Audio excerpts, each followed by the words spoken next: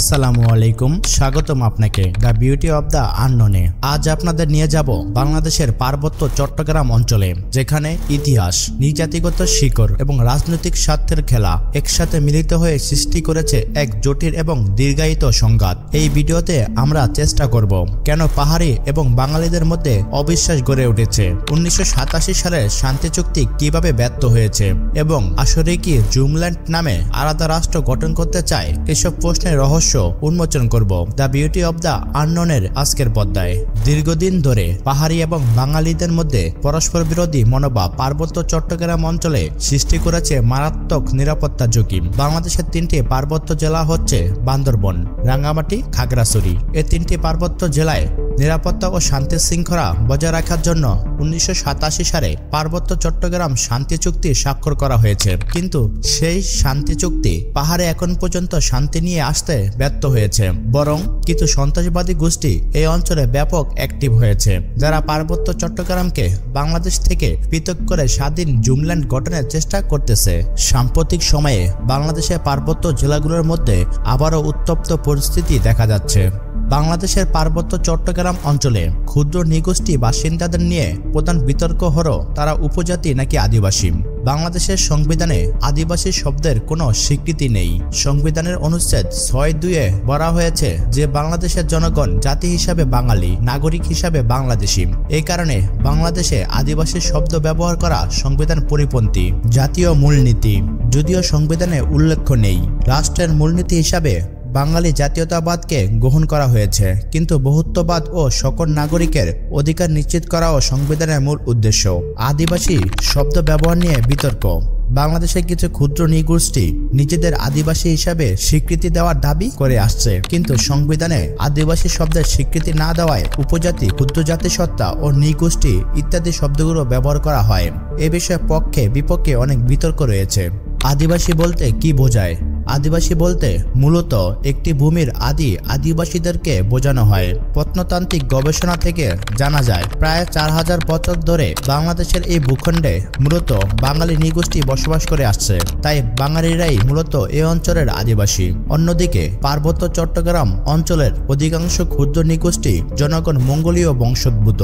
প্রত্নতান্ত্রিক বিশ্লেষণ অনুযায়ী পার্বত্য চট্টগ্রামের প্রায় সকল উপজাতি সম্প্রদায় 17 ও 18 শতকে প্রতিবেশী দেশ ভারত ও মিয়ানমার থেকে বাংলাদেশে এসে বসবাস করতে শুরু করে। মাত্র কয়েকশো বছর আগে তারা বাংলাদেশে আসার কারণে পার্বত্য অঞ্চলের উপজাতিরা আদিবাসী নয়, এমনকি এ জনগোষ্ঠীর আদিনিবাস মায়ানমার ও ভারতও তাদের আদিবাসী হিসেবে স্বীকৃতি দেওয়া হয়নি। কিন্তু তারপরও বাংলাদেশের পার্বত্য অঞ্চলের উপজাতি গোষ্ঠীগুলো নিজেদেরকে এই অঞ্চলের আদিবাসী হিসাবে দাবি করে। তারা মনে করে এই অঞ্চলের ভূমিতে শুধুমাত্র তাদেরই অধিকার রয়েছে।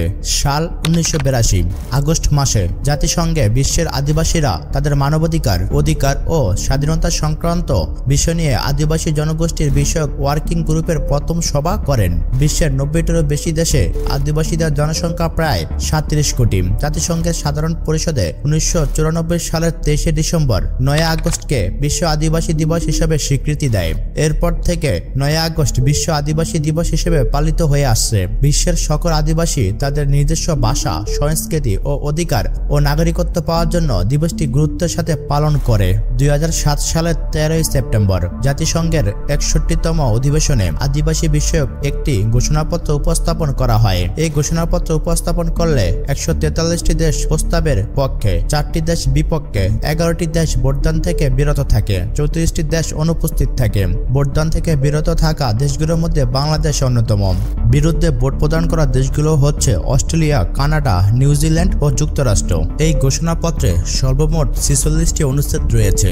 এসব অনুচ্ছেদের বেশ কয়েকটি দ্বারা একটি দেশের সার্বভৌমত্ব, অখণ্ডতা, অস্তিত্ব, সংবিধান ও আত্মপরিচয়ের সাথে সরাসরি সাংঘর্ষিক। এসব কারণে দেশগুলো ভোটদানের বিরোধিতা করেছে এবং ভোটদান থেকে বিরত থেকেছে। আমাদের পার্শ্ববর্তী দেশ ভারতে 750টি স্বীকৃত ক্ষুদ্র নৃগোষ্ঠী রয়েছে। এদের স্বার্থ রক্ষায় বিভিন্ন আইন এবং সাংবিধানিক রক্ষা কবচ থাকলেও ভারত নিজের দেশে আদিবাসী কনসেপ্ট স্বীকার করে না। 1971 সাল নিয়ে বিতর্ক। স্বাধীনতা যুদ্ধে পার্বত্য অঞ্চলের বিভিন্ন ক্ষুদ্র জাতির ভূমিকা নিয়ে বিতর্ক আছে, বিশেষ করে চাকমাদের ক্ষেত্রে। চাকমাদের তৎকালীন রাজা ত্রিদিব রায় পাকিস্তানের পক্ষে এবং বাংলাদেশের স্বাধীনতার বিপক্ষে অবস্থান নিয়েছিলেন। বাংলাদেশের স্বাধীনতার পর থেকেই পার্বত্য চট্টগ্রাম অঞ্চলের পাহাড়িরা বাংলাদেশে বাঙালি জাতীয়তাবাদের প্রসঙ্গে সরকারের বিরুদ্ধে বিদ্রোহ করতে শুরু করেন। 1975 সালে জনসংহতি সমিতির সশস্ত্র শাখা শান্তি বাহিনী যাত্রা শুরু করে। শান্তি বাহিনীর বিদ্রোহীরা ভারতের ত্রিপুরায় গিয়ে প্রশিক্ষণ এবং অস্ত্রশস্ত্র গ্রহণ করেন। 1977 সালে তারা বাংলাদেশের সেনাবাহিনীর ওপর প্রথমবার আক্রমণ চালায়। শান্তি বাহিনীর সাথে সেনাবাহিনীর সংঘাত চলার সময় বহু পাহাড়ি ভারতে পালিয়ে গেছে। পরবর্তীতে জিয়াউর রহমান যখন রাষ্ট্র ক্ষমতায় ছিলেন তখন তিনি দেশের বিভিন্ন অঞ্চলের ভূমিহীন প্রায় লক্ষাধিক বাঙালিকে পার্বত্য এলাকায় পুনর্বাসন করেন। পাহাড়িরা এই বাঙালিদেরকে বলেন স্যাটেলা। পাহাড়িদের অভিযোগ হচ্ছে 1979 থেকে 1982 সাল পর্যন্ত যেসব বাঙালিকে পার্বত্য এলাকায় আনা হয়েছিল এবং পুনর্বাসন করা হয়েছিল সেসব স্যাটেলাদের কাছ থেকে ভূমি নিয়ে পাহাড়িদের ফিরিয়ে দিতে হবে। কিন্তু বাঙালিরা বলছেন তাদের কাছে ভূমির বৈধ কাগজপত্র রয়েছে। এরকম ছোট বড় আরো বেশ কিছু কারণে শান্তি বাহিনীর সদস্যরা 1980 সালে এবং 90-এর দশকে বাংলাদেশ সেনাবাহিনীর সাথে নিয়মিত যুদ্ধ চলছে।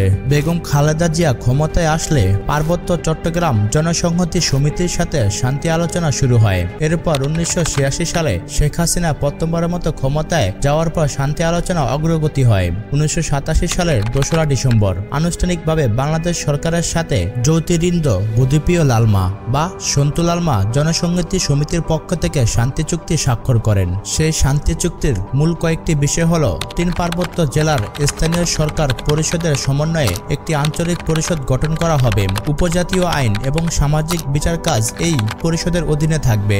পার্বত্য চট্টগ্রাম বিষয়ক মন্ত্রণালয় গঠন করা হবে। উপজাতিদের ভূমি মালিকানা অধিকার ফিরিয়ে দেওয়া হবে। পার্বত্য চট্টগ্রামে অস্থায়ী সেনা ক্যাম্প প্রত্যাহার করা হবে।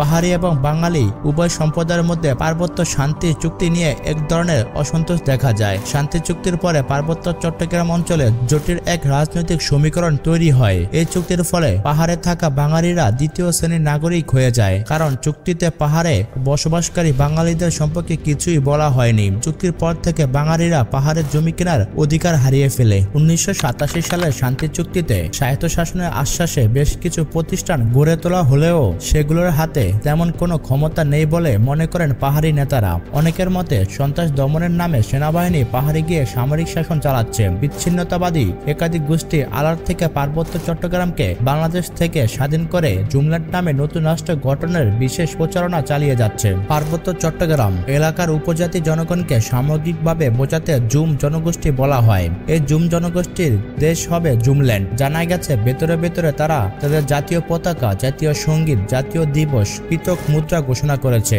তবে পার্বত্য অঞ্চলের সকল পাহাড়ি জনগণ এই জুমল্যান্ড দাবির সাথে একমত নন। পার্বত্য অঞ্চলের সাধারণ নাগরিকরা জুমল্যান্ডের দাবির সাথে একমত পোষণ করুক বা না করুক, তারা সবাই চায় পাহাড় থেকে বাঙালিদের এবং সামরিক বাহিনীকে অপসারণ করতে হবে। কিন্তু সেনাবাহিনী থাকার পরও পাহাড়ে যে পরিমাণ সন্ত্রাসী কার্যক্রম বিরাজমান, সেনাবাহিনী প্রত্যাহার করা হলে অল্প কিছুদিনের মধ্যে বিচ্ছিন্নতাবাদীরা নিজেদের মধ্যে সংঘাতে জড়িয়ে এই অঞ্চলে মারাত্মক বিশৃঙ্খলা সৃষ্টি করবে। তবে এই অঞ্চলকে স্বাধীন করার স্বার্থে বাংলাদেশের বিরুদ্ধে তাদের ঐক্যবদ্ধ হতেও হয়তো সময় লাগবে না। সর্বশেষ কথা হচ্ছে, পার্বত্য চট্টগ্রামের সংঘাত শুধু একটি ভৌগোলিক সমস্যা নয়, এটি আমাদের সমাজ, সংস্কৃতি, জাতীয় সম্প্রীতির জন্য এক বড় চ্যালেঞ্জ। পাহাড়ি এবং বাঙালিদের সহ অবস্থান এবং পারস্পরিক শ্রদ্ধাবোধই পারে এই সমস্যার সমাধান আনতে। ইতিহাস, রাজনীতি এবং ভৌগোলিক বাস্তবতা সবকিছু মিলে এই সংঘাতকে করেছে জটিল। কিন্তু যদি সবাই একে অপরকে বোঝার চেষ্টা করে তাহলে হয়তো একদিন এই পাহাড় শান্তির প্রতীক হয়ে উঠবে। আপনি কি মনে করেন পাহাড়ি বা বাঙালিদের মধ্যে স্থায়ী শান্তি প্রতিষ্ঠার মূল উপায় কি হতে পারে?